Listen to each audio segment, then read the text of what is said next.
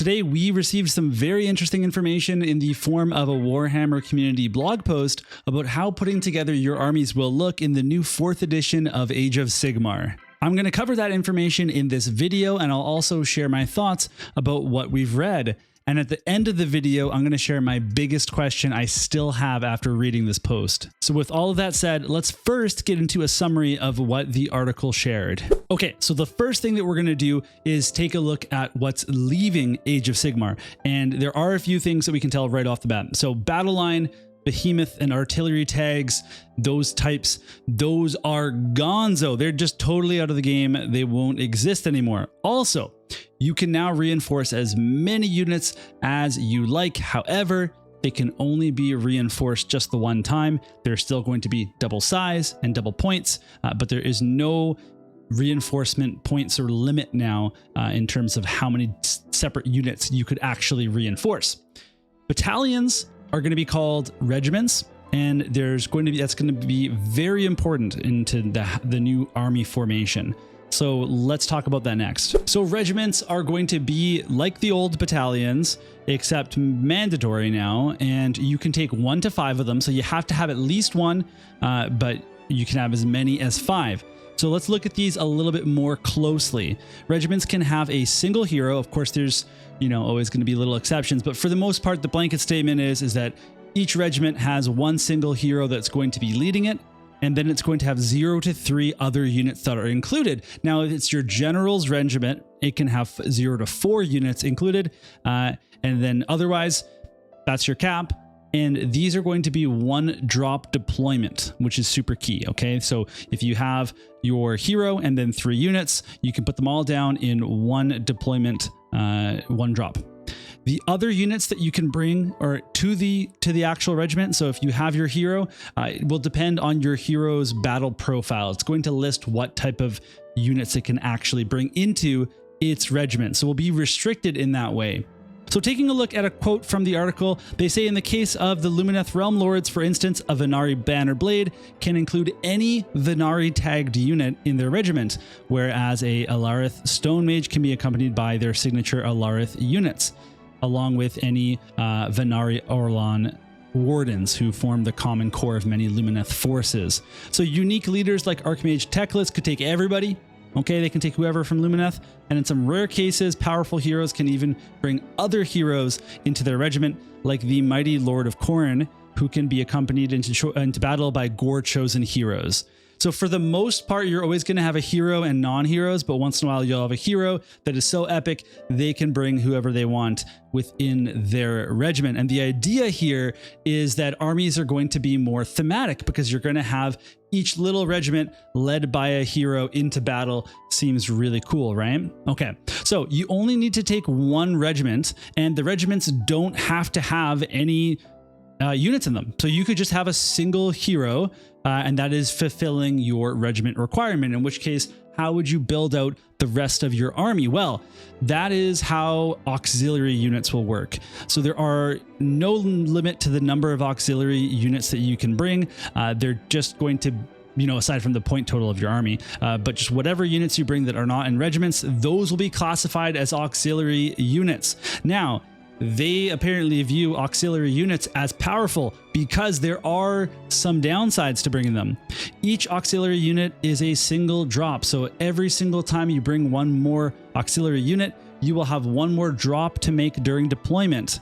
And bringing too many of these will decrease the chance of you actually being able to finish your deployment first and then get choice of turn.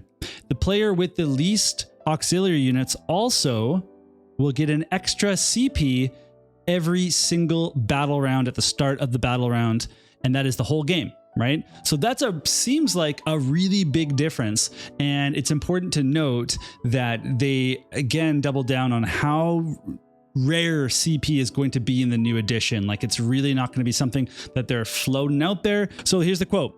Command points are a scarce resource in this edition. There isn't a single war scroll or faction ability in the game that gives you additional points. Okay, so we've tried to keep army composition as open as possible to reflect the diverse array of forces found in the Mortal Realms, implementing soft incentives to push for armies that are thematic and maintain a healthy mix of units and heroes. Now, of course, a healthy mix of units and heroes means you're buying lots of kits from Games Workshop, so, you know, it kind of makes sense. Okay, so some other changes. Sub-factions. Sub-factions are being renamed to battle formations. So the idea here is that we're focusing on the actual fighting style of an army rather than their specific background. And they say that you can mix a battle formation, non-plural in the article, with your favorite color scheme and your unique heroes. So it doesn't sound like it's a per regiment choice, which would also be in line with keeping the game, you know, simplified in terms of like the decisions that you have to make to set up your army. But I did see some people talking online about how it sounds like they could bring, you know, multiple battle formations. We don't know yet. The way that I read the article, it sounded to me like just like you pick one sub-faction in the past, now you will pick one battle formation. And so there's pros and cons to this, right? You have if you're super committed to lore and to theme of your army, you've painted them all the exact same sub-faction and you want to use that sub-faction, and maybe that sub-faction in your book sucks. Well, now you don't have to worry about that because you can paint your models up. You can say that you're coming as the sub-faction that you want to, but you can pick the battle formation that best suits your army and play style. You don't have to worry about that other stuff. That is kind of a bummer though, in terms of, I know it still doesn't matter because I can pick whatever city of Sigmar that I want, right? You know, like it still doesn't change that, but I did really like how we had so many cities and each of them had unique abilities that reflected that city. And I'm sure the battle formations will still bring that in essence to the cities of Sigmar forces, but you know, I kind of liked picking my sub-faction in the book, and I know I still technically can do it, but it was cool to do it in terms of playstyle. Some miscellaneous information. They also confirmed that artifacts of power, spell lores, and prayer lores are sticking around. They said that in a previous article anyway. Command traits are now going to be called heroic traits, and you can give them to any hero, not just your general. There's also a new lore called the Manifestation lore, and they did not provide any additional information on it in this article. Now, this is a YouTube video, so I have to do a call to action, especially because I'm such a small channel. So if you like the Age of Sigmar content on this channel and you want to see more of it, then make sure to like and subscribe, comment down in the video about what you're thinking about it. Of course, you made it this far, so obviously it's not a terrible video, you know. But if you have suggestions, you can always let me know too. Okay, this is where we now move on to my thoughts on what's going on here. So there's quite a few things that I'm curious about and that we kind of discuss. And I'd love to hear what you think about these changes and what you think about what I think about these changes. Okay, so first of all, the big thing I was wondering about the manifestation lores, is that going to be brand new mechanics, or is it just retooling some stuff? Like maybe it's endless spells, we don't know, but maybe it's something new. You know, it's exciting to find out. Hopefully they tell us soon. So the other thing I was thinking about with the regiments was, are we going to see buffs for the regiments? Are we going to see them, you know, only affect regiments? How that actually plays out will be in line again. You know, if it's easy to buff your regiment, then that's in line with the simplicity or like the streamlining that they talked about. But does that mean that it's harder to buff things that are not in your regiment? If I have a Warforger that's hanging out with a bunch of steel helms, is it hard for him to buff in a different regiment some cavaliers? I don't know, right? Like we don't know that yet, but hopefully that's not the case.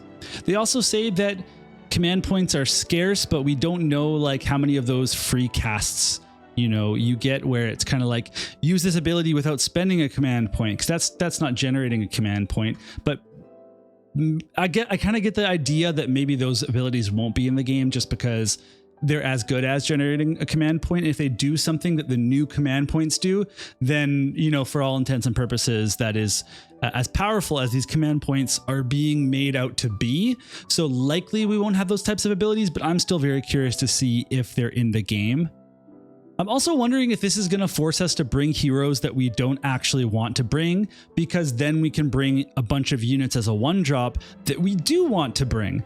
And this could also mean that maybe They print new heroes, you know, they make some brand new heroes for your army that have a really, really good regiment selection. And then all of a sudden it's like, oh, you've got to go buy this new hero. Now, in one way, that's kind of a bummer because it's restricting in terms of your list building. But in another way, it's kind of a healthy way of printing new models that are not replacing old models, but are just giving you more ways to build out your armies, and that's kind of cool. So we'll kind of see how they decide to monetize that, because obviously that factors into all of this, but we'll kind of have to wait and see for that type of decision.